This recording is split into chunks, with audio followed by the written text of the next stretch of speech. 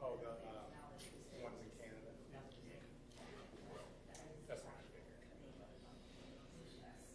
That's what I figured. No worries. That's not cut. That's still there. Well, I suggest you bring some lockers and get yourself out there next time you try to get out. You can't.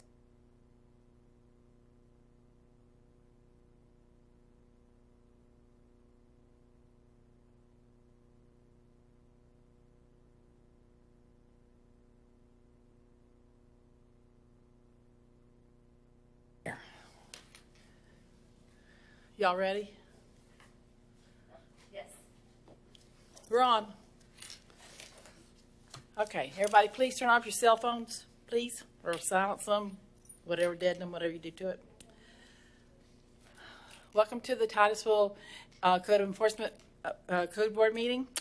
The city desires to accommodate persons with disabilities. Accordingly, any person who requires an accommodation pursuant to Chapter 286.26 Florida statute should at least 48 hours prior to the meeting submit a written request to the chairperson detailing the accommodation required.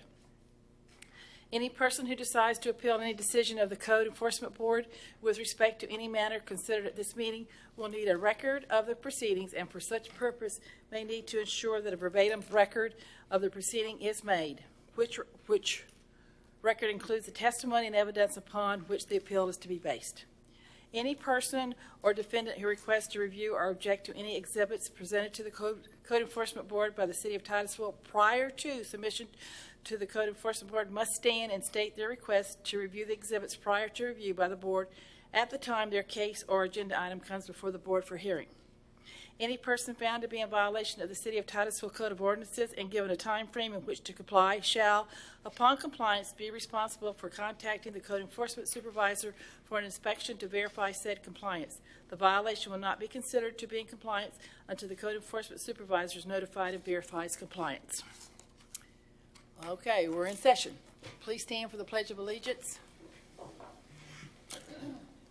I pledge allegiance to the flag of the United States of America and to the republic for which it stands, one nation, under God, indivisible, with liberty and justice for all. Okie dokie. And Megan, can you determine a quorum for us, please? Vice Chairperson Edens. Yes. Member Collins. Here. Member Porter. Yes. Chairperson Bell. Yes, we have a quorum. All right, Ms. Deborah, would you like to swear in the witnesses, please, ma'am? Testimony you give shall be the truth, the whole truth, and nothing but the truth. Okay. Has everybody had a chance to look at the minutes from last month? Any questions, any changes? All right, I need a motion to approve the minutes. I move to approve the minutes. Okay, I have a motion by Ashley for approval of minutes of October 12th. Any second? Second. Okay. Roll call vote, please. Member Porter. Yes. Vice Chairperson Edens. Yes. Member Collins. Yes. Chairperson Bell. Yes. Motion carried.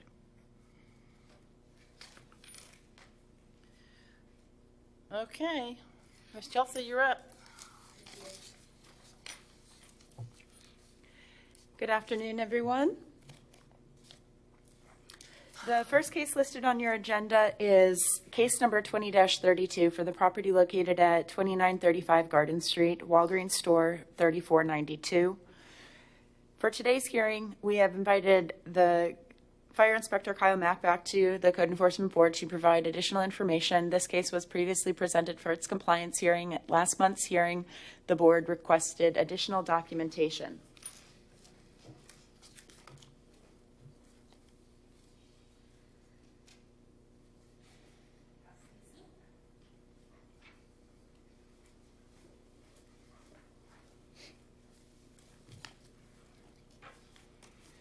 The specific request that the Code Enforcement Board made was for additional verification that the code required a reinspection and proof that the pass of the quarterly reinspection had been proven through the requirement of this code language.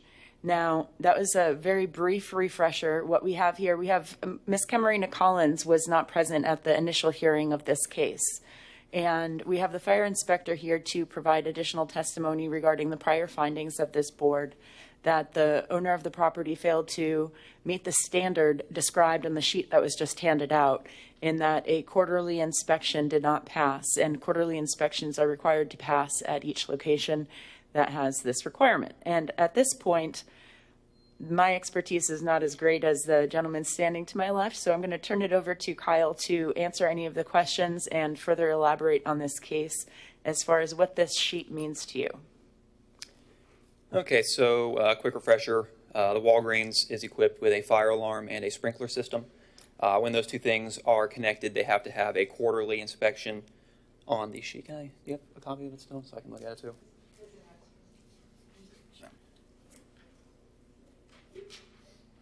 All right, so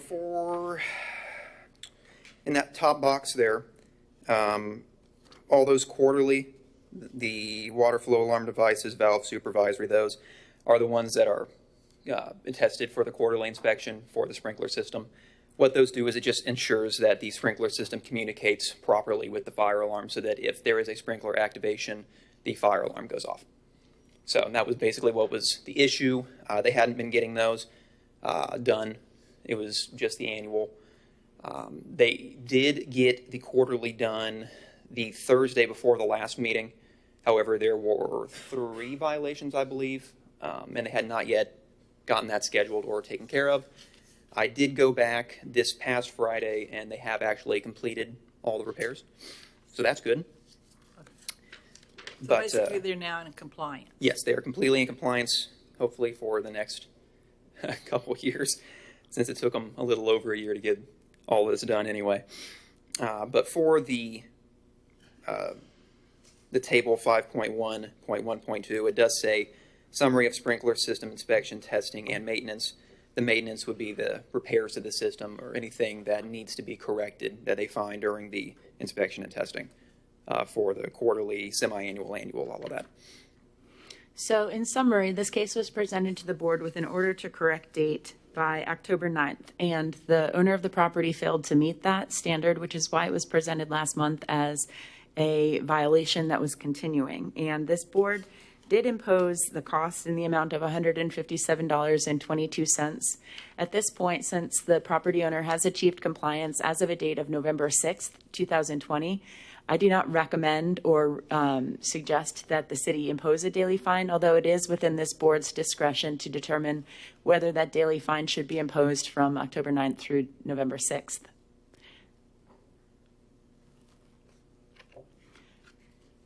Since this case was previously presented, I wanted you to have the evidence you requested as to make your final determination on this case. They use an outside firm for all this, correct? Yes. I can't remember what the company is off the top of my head, but they hire out based Right, on so the it could corporate be- contract. The reason it took so long is because they may be overloaded too, so, It's possible, but or they're just dragging their feet. yeah, in the past, I had spoken to both the outgoing district manager and the incoming district manager at the same time, because they happened to be at the store at the same time that I was there.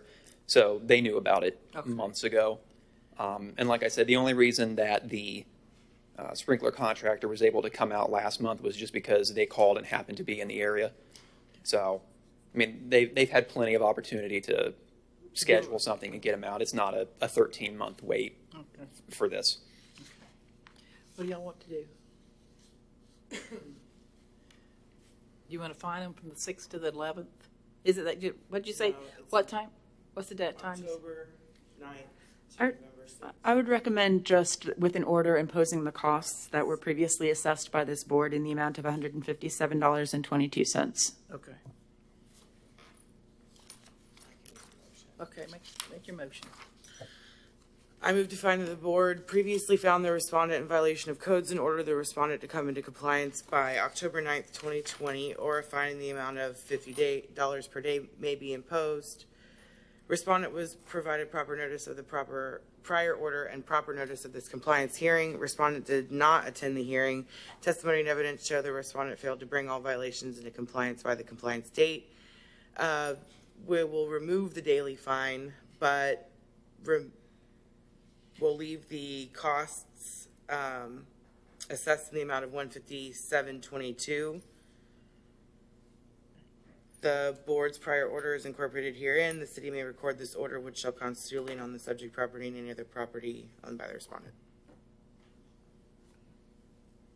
Have a second? Second. Any questions? Roll call vote, please. Member Porter, Yes. Vice Chairperson Edens, Yes. Member Collins, Yes. Chairperson Bell. Yes. Motion carried. Okay.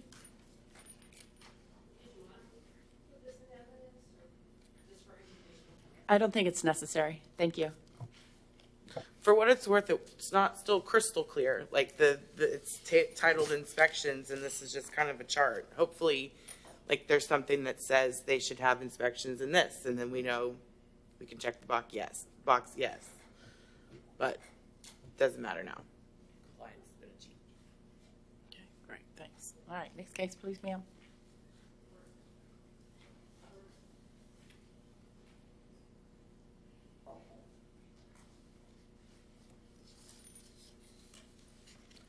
Okay, the next case on your agenda is number 20-36 for the property located at 2501 Dorothy Circle. At the last month's hearing, I believe,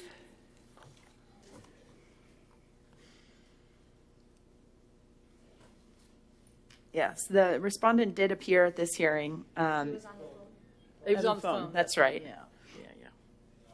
And May Wright is here to provide testimony regarding the compliance that has been achieved at this property. I completed an inspection at the property with the Sun Guava Mother on Friday. The fence and the water heater were both repaired, as well as the property was mowed, so it is in full compliance. The board previously assessed costs in the amount of $147.83 in this case, and it would be appropriate to make a motion regarding compliance for this case. Would the city like to see costs as well? They've been previously assessed, so it would take a changed decision from this board We in already order. assessed them last time. Okay. Just motion for compliance.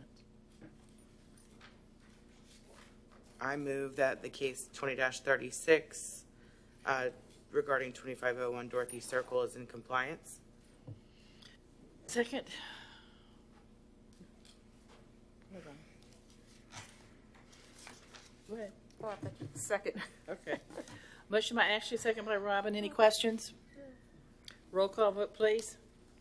Vice Chairperson Edens, Yes. Member Collins, Yes. Member Porter, Yes. Chairperson Bell. Yes. Motion carried. Next case, please. The next case on your agenda is 20-37 for the property located at 2280 Beechwood Court. And again, Officer May Wright is handling this particular matter. And we have a mistake on the agenda. Number 2 is not an active violation that we're pursuing today. The accessory buildings and structures is the violation that was previously presented to this board. And I will turn it over to May to refresh the board members on. Okay, so you're saying taking number 2 off? Yeah, it's not a part of this case. Okay, good. Okay, go, Ms. May.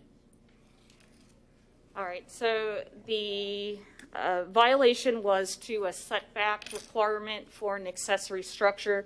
The structure itself was less than 120 square feet, which means it does not require a building permit, but it still must meet the setback requirements. And as of my inspection on Friday, the structure, it's hard to see, but the structure is still in the setback to the left of the house. And that is from the backyard. I was able to get access into the backyard, and that is the structure still in the side setback. So they have not done anything to remove or move the structure out of the setback.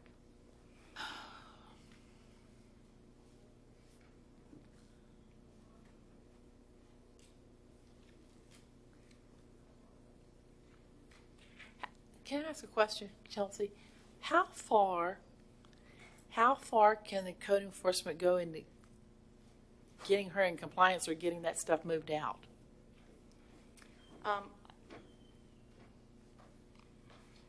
As far as the setback or as far as the accumulation of The items? accumulation.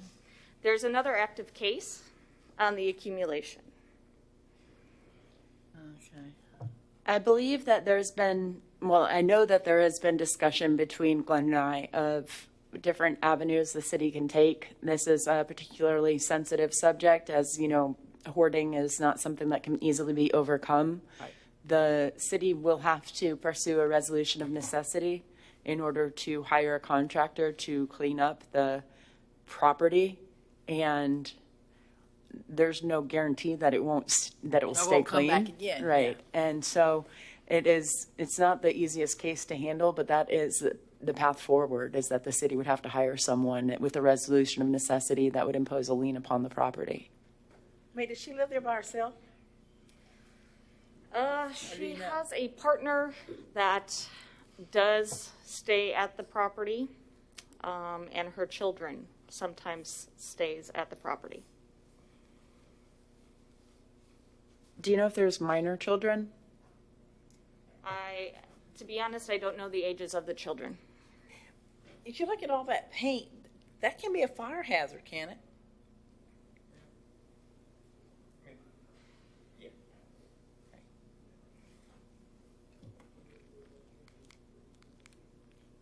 I mean, I wouldn't want to live A there. lot of that is piled in the right of And way. that's in the cul-de-sac there, right? Yes, ma'am.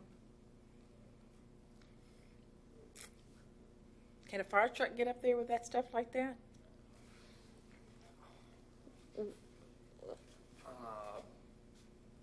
Where's the house? Is it? The house is back behind the tree line. Yeah, I mean, in that instance, it would be difficult. They would probably want to park as close to the front as they could, and they would have to kind of weave their way through. I mean, they could park on the side and come in, but I mean, it would certainly be a lot easier if it wasn't obstructing the front of the house.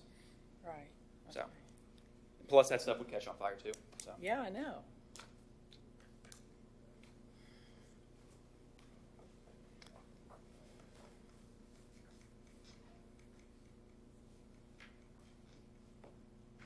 So as far as this board is concerned, there is a question on the table of whether or not this violation of the accessory building and structure has been constructed without a permit.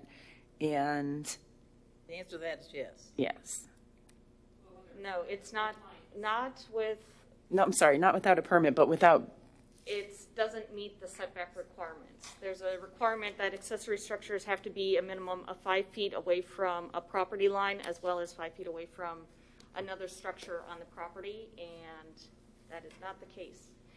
This Yeah, is right up isn't against a about block tackling wall. that. It's about moving one small building off the setback. All right, I can make a motion. All right, go ahead. I move to find that the board previously found the respondent in violation of codes and ordered the respondent to come into compliance by November 6, 2020, or a fine in the amount of $250 per day may be imposed. Respondent was provided proper notice of the prior order and proper notice of this compliance hearing. Respondent did not attend this hearing. The testimony and evidence show that the respondent failed to bring all violations into compliance by the compliance date. The daily fine shall be imposed beginning the day after the compliance date and shall continue to accrue until the property is brought into compliance, as confirmed by the code enforcement officer. The city's total costs of prosecution are imposed in the amount of $157.22. The board's prior order is incorporated herein. The city may record this order, which shall constitute as a lien on the subject property and any other property owned by the respondent.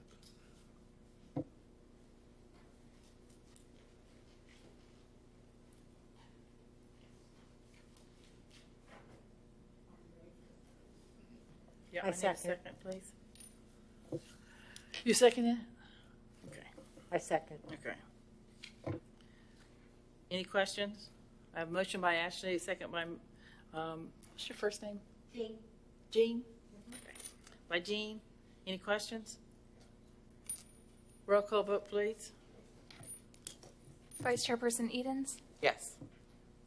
Member Collins, Yes. Member Porter, Yes. Chairperson Bell. Yes, motion carried.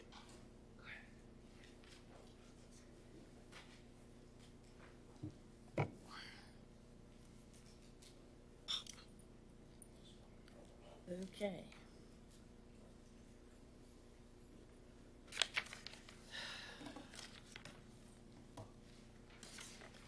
All right.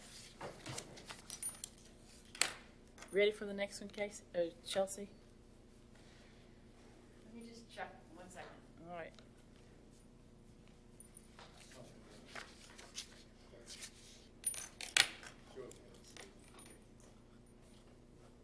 Are all the board members able to see the computer? Yep. Okay.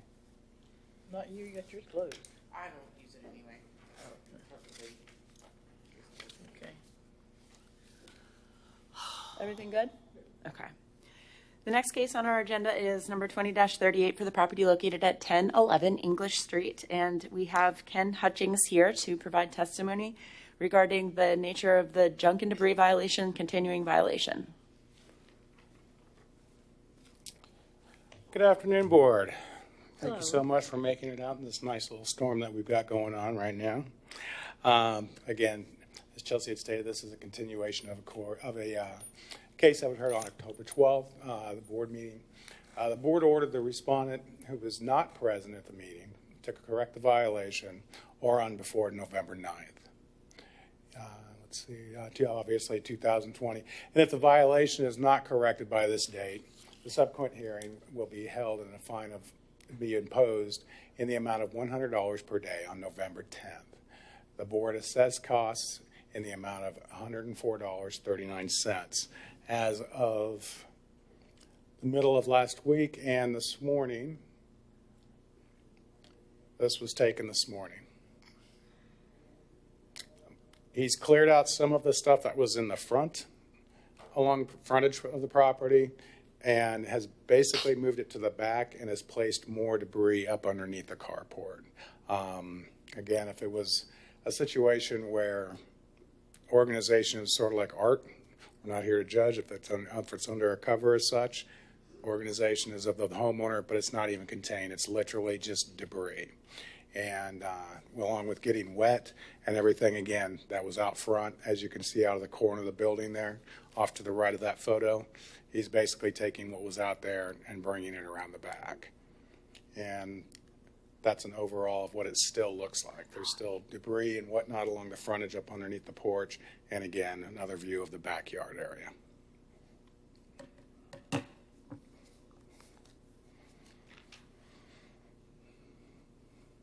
Any questions? Was he home when you were there? No, not this time. Usually he comes out when I'm over there and I'm able to hand deliver any violations. This has been a repeated violation, and first time it's gone this far within the code board.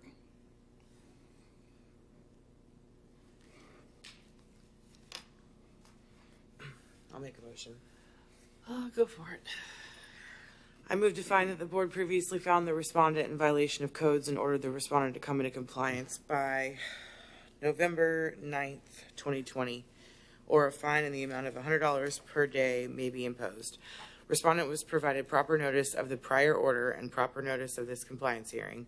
Respondent did not attend this hearing. The testimony and evidence show that the respondent failed to bring all violations into compliance by the compliance date. The daily fine shall be imposed beginning the day after the compliance date and shall continue to accrue until the property is brought into compliance as confirmed by the code enforcement officer.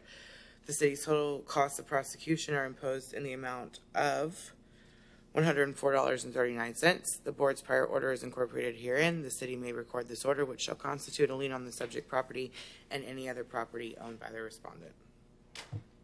A motion by Ashley. We need a second. I move to second. Second by Jean. Any questions? Roll call vote, please. Member Collins, Yes. Member Porter, Yes. Vice Chairperson Edens, Yes. Chairperson Bell. Yes, motion carried. right.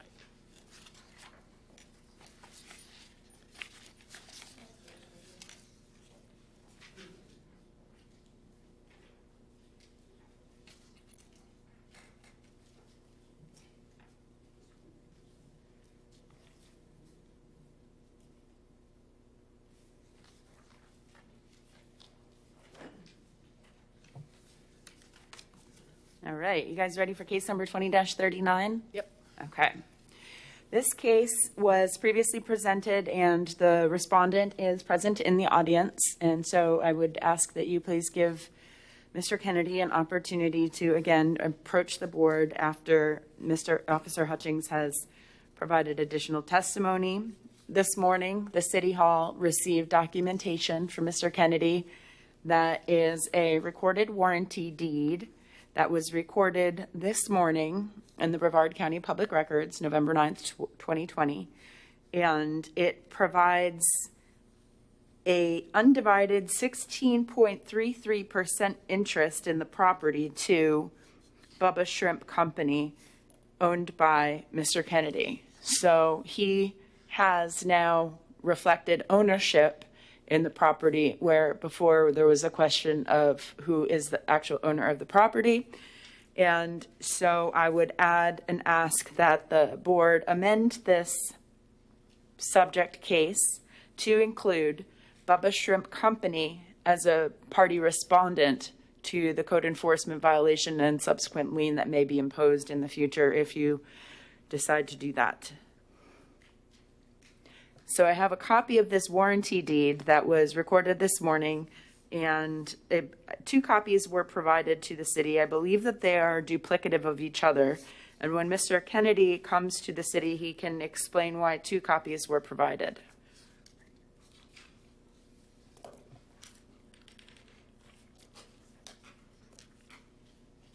So this is a document recorded today, an undivided 16.33% interest, which I think is a different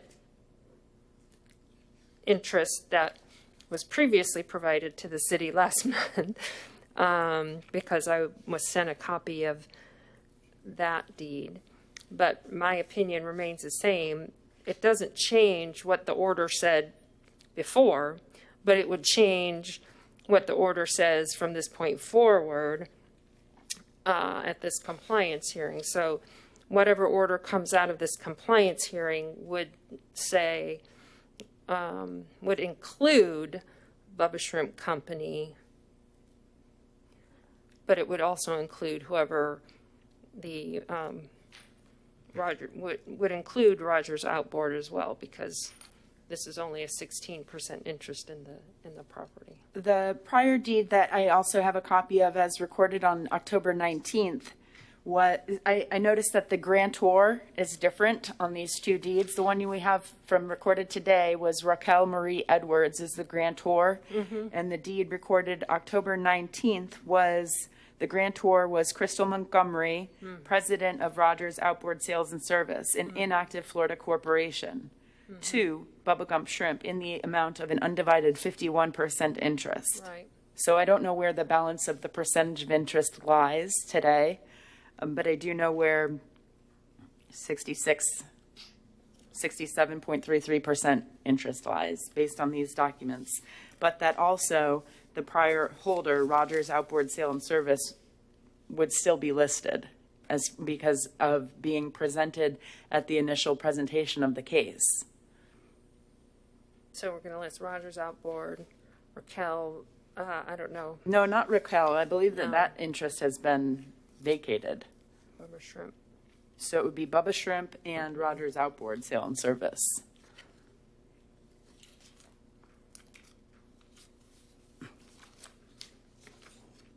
I don't know how Raquel Marie Edwards got involved, but okay. Yeah, I'm not sure about the chain of title, but that deed gives her 16% interest, and as a minority holder, maybe she was just a 3rd or 4th party listed somewhere, but I don't know who she is or where her interest came from. But those are the documents that the city's received, and as the board attorneys indicated, it doesn't change the actual violation, just the names of the party respondents listed in the documentation. With that, I would like to turn it over to Ken to add any additional testimony if he has any. I'll just go ahead and speak on the narrative as far as what's happened so far. Again, the case was originally heard by the board on October 12th, 2020. The board meeting, the board ordered the respondent who was present at the meeting to correct the violation on or before November 9th, 2020. As of this morning, when I had checked the BSNA records in which the permits and along with our work is recorded, I did not see anything that a permit was applied for. If the violation is not corrected by this date, the subsequent hearing will be held and the fine shall be imposed of the amount of $50 per day on November 10th, and the board assessed costs in the amount of $104.39. So we still have no permit. We still do not have a permit as of yet. And I'm sure before you guys make a ruling, Mr. Kennedy. Kennedy, I was going to say, he's here, right? Yes. Mr. Kennedy, would you like to speak, please?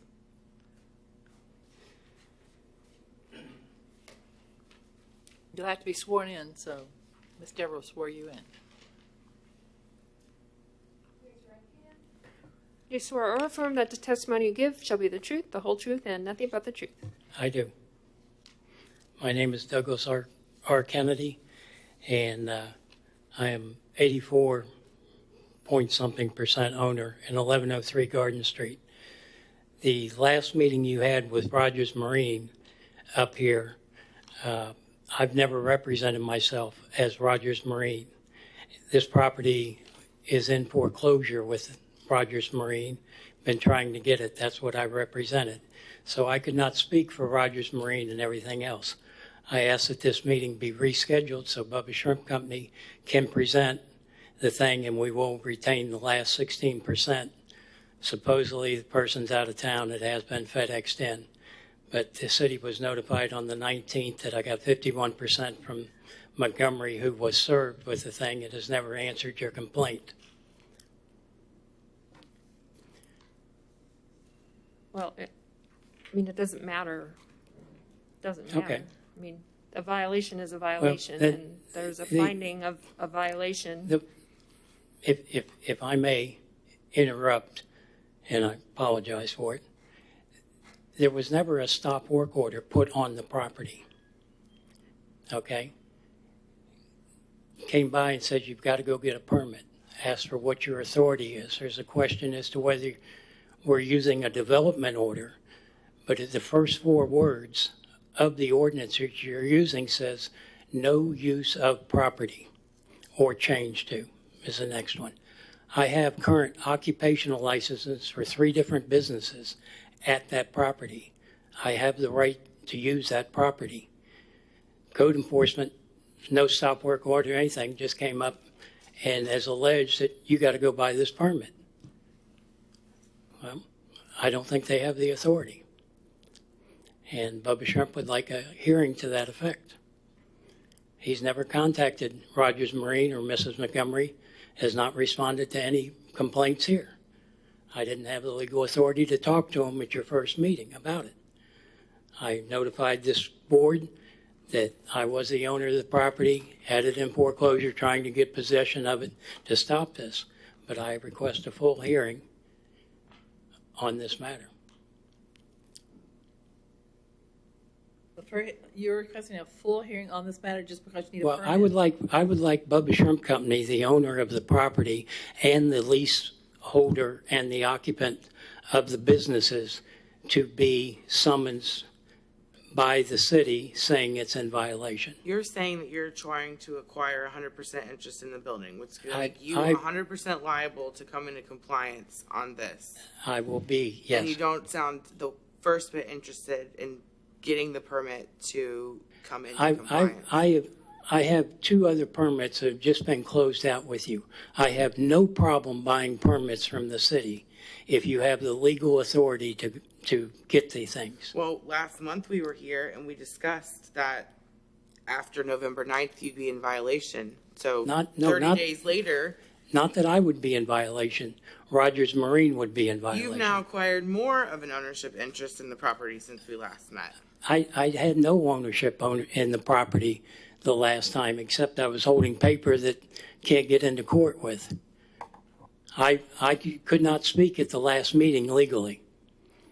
I informed this board that I was trying to get the acquirement to do it. We as a board gave you 30 days extra to kind of get it all together. Realize that it was something that you was going to need to do and that you have to get it all together. But And that just came in today, correct? Pardon me? That just came in today when you got the full, or not the full, you got your. No, 87 it part. got 85% of it is the type thing, and this has happened in between the two meetings. I can make a motion. Anybody else have any questions?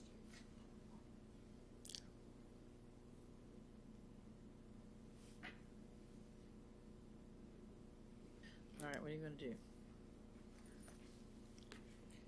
I'll probably just find a non-compliance. Whatever, okay. I just want to make sure that there's not going to be any due process issues coming up in the future. What would be the difference in your presentation? What is the reason why no permit has been applied for? Because Bubba Shrimp Company has not been charged yet. I'll bring an attorney to do a presentation. No, that's not answering the underlying question of The why underlying hasn't question a is, permit. the ordinance you're using. Okay, so that it's all going back to that original point that you Well, made at the last and hearing. it's an incomplete ordinance that you have charged Rogers Marine with. It's not the ordinance that's on the books. So that's the same point that you made at the previous hearing, correct? Well, that's my opinion as a thing, and it goes with it, but the ordinance refers back to a certain thing which says no use of property, but a occupational license has been issued to the property to be used. Okay. And you left that part out of the ordinance. You're just putting up to the board that you must get a permit. Okay. So the reason a permit hasn't been obtained is because Number one, I couldn't obtain it the because powers that be decided that the ordinance being applied to the property doesn't apply. Is that your argument?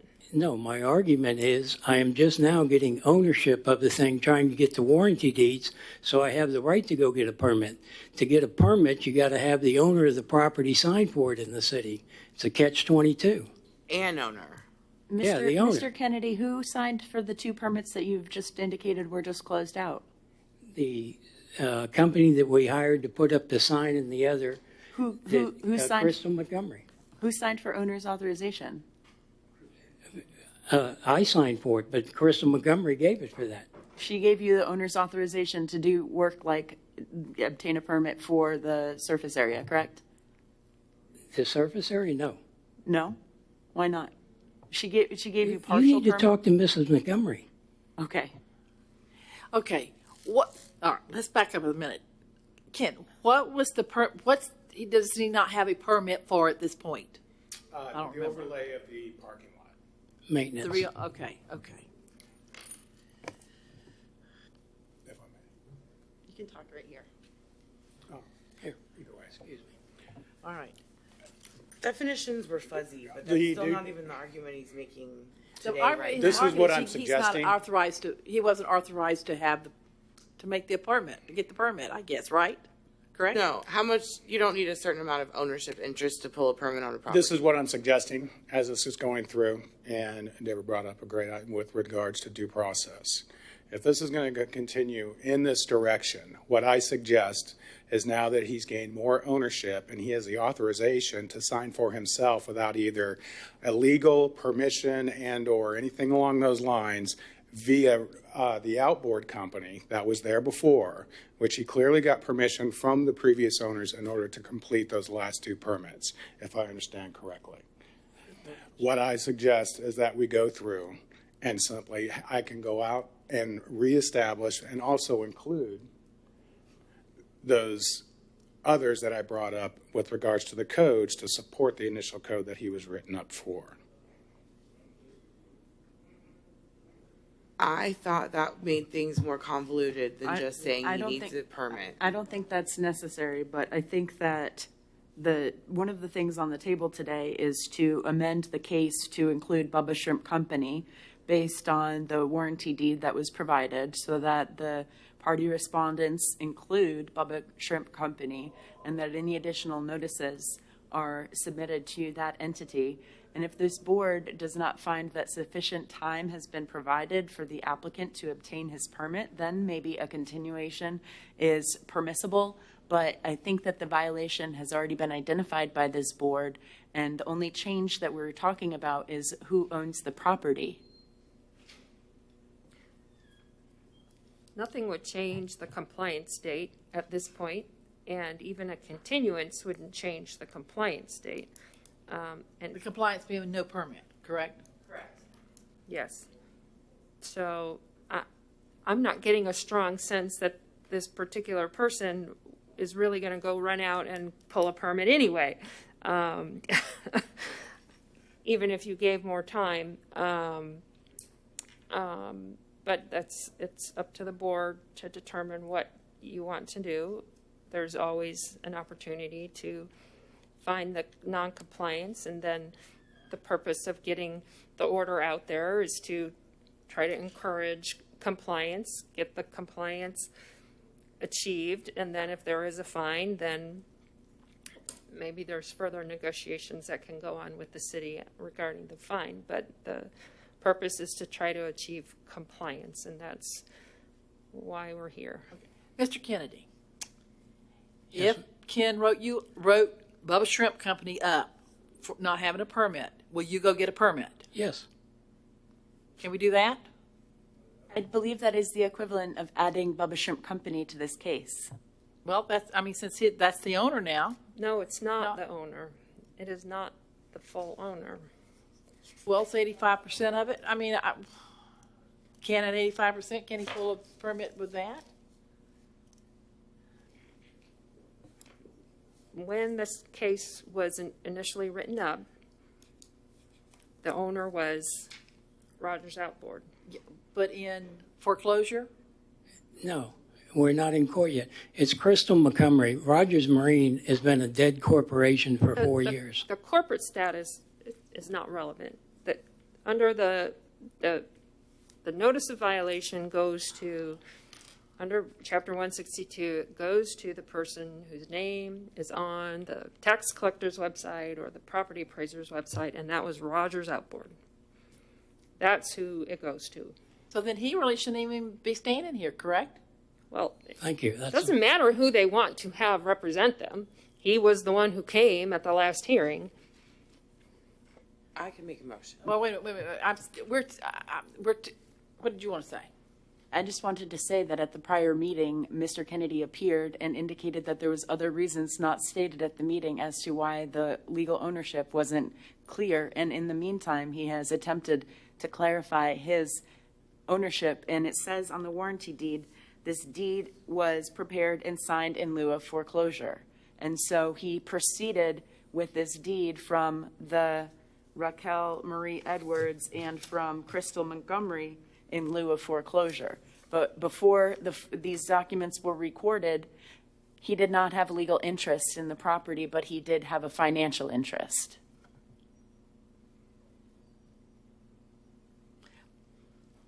But it still seemed like that if we wrote up Bubba Shrimp Company without having a permit, that he could get the permit, correct? But I don't understand why the city needs to start the case over if we can just add Bubba Shrimp Company and he's been involved from the get-go. Oh, well, you can add it then. Just add What I've okay, asked for. okay. We can add it to the next order. We can just add the name along with Rogers Outboard, because Rogers Outboard is still apparently retaining some sort of interest. And that's fine, but I would like the chance to legally defend No, it's Bubba not. Shrimp Company. Well, you say The no. due process has been afforded. There was a notice of violation issued to the party who, under Chapter 162, was supposed to get the notice. That notice was issued under Chapter 162. That party did not respond. That party did not respond by choice. There's many cases that this board hears where there's no respondent present and an order is issued. Here we have another party who has become the interested party, and we wish to add Bubba Shrimp to the party respondent list because he has changed his interest in ownership to be reflected on the public record. That was not the case last month or the month before. I asked the board to keep in mind, no stop work order. Nothing has been issued on the property. That's not Just come relevant. by, you got to go get a permit. Stop work order is not a relevant aspect of the case. I can make a motion. Make a motion. I move to find that the board previously found the respondent in violation of codes and order the respondent to come into compliance by November 9th, 2020, or a fine in the amount of $50 per day may be imposed. Respondent was provided proper notice of the prior order and proper notice of this compliance hearing. Respondent did attend this hearing. The testimony and evidence show that the respondent had failed to bring all violations into compliance by the compliance date. The daily fine shall be imposed beginning the day after the compliance date and shall continue to accrue until the property is brought into compliance as confirmed by the code enforcement officer. City's total costs of prosecution are imposed in the amount of $104.39. The board's prior order is incorporated herein with the exception of Rogers Outboard Sale and Service and the addition of Bubba Shrimp Company to the legal ownership of the property located at 1103 Garden Street. City may record this order, which shall constitute a lien on the subject property and enter the property owned by the respondent. Motion by Ashley. Do I have a second? I move to second. Second by Jean. Any questions? Roll call vote, please. Member Collins? Yes. Member Porter? Yes. Vice Chairperson Edens? Yes. Chairperson Bell? Yes. Motion carried. Thank you. Okay. We are moving on to the initial hearing section of your agenda. We have only one case. I don't know if you have 2045 printed in your agenda, but that case is closed. And then the next case that the city is proceeding with is 20-46. And the city wishes to continue case number 20-46 until its next scheduled hearing. Please. So moved. Be 12, 14, 20. Continue case 20-46 till our next meeting on 12/14/2020. Thank you. Let's say the next code enforcement hearing, The next code enforcement hearing on October 14th, 2020. December. December 14th, 2020. Get it right.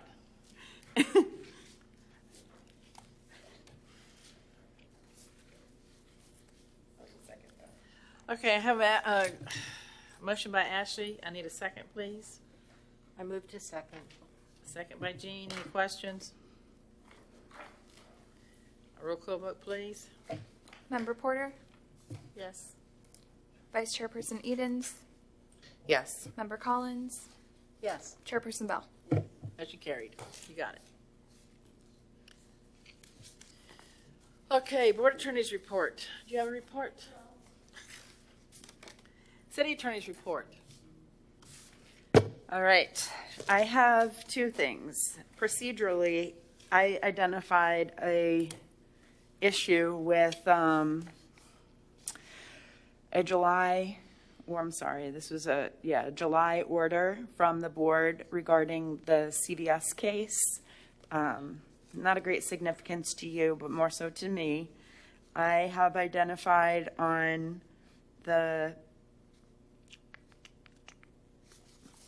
Department of Corporations, Florida Department of State has record of a name change authorization, and CVS 5864 Florida LLC, that is a Delaware organization, has officially changed its name to SCP 2003D-15 LLC. And the case that the city presented, case number 20-15, has CVS 5864 Florida LLC as the party respondent. And I would like to add SCP 2003D-15 LLC to the party's listing. The Florida requirements are that we look for the owner listed on the public records and or the tax collector, and what we have is accurate as to those records, but it's not consistent with the Department of Corporations information. And so I would like to rectify that with a motion from the board authorizing the city to have a amended order recorded. Would you like to see the documentation? You looked at it? She looked at it, so we're okay. Okay. Yeah. I move for the recommended amendment. Amended nunc pro tunc, right, Chelsea? We're going to amend the order nunc pro tunc, so it goes back to the original date, that July date. All right, have a motion. Have a second. I move to second.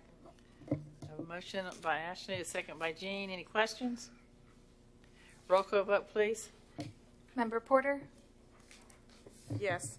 Vice Chairperson Edens, Yes. Member Collins, Yes. Chairperson Bell. Yes, motion carried. You got it, Chelsea. Chelsea, Second one. do you actually want me to prepare this order, or do you want me to actually just prepare the amended order nunc pro tunc? In other words, do you want me to prepare two orders, the order that of the board authorizing amending, or just do you want me to prepare the amended order? Yes. Got it.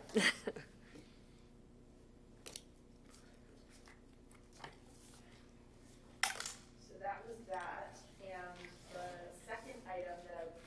the second item that I wanted to discuss is that our board attorney has been awarded the contract to perform the duties of special magistrate, and as soon as we finalize the terms of that contract, then that will go to City Council on November 24th, and then should be able to commence special magistrate hearings in December, which would conclude this Code Enforcement Board of Volunteers. Okay, so we don't come in December, or we do come in December.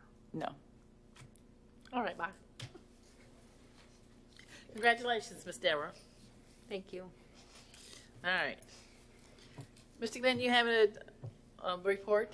Not a report, but more of a thank y'all for all your services. Especially the chair, she's been here quite a while. Miss Edens on being the vice chair, Miss Porter and Miss Collins. I want to thank y'all. And, We're going to miss our raise. yes, ma'am.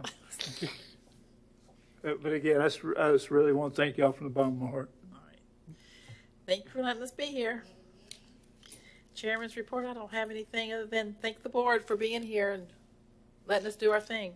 Thank you all. Stay safe out there. Yeah. Board members report. Has anybody got a report? None. All right. We're adjourned. 2:55. That's good.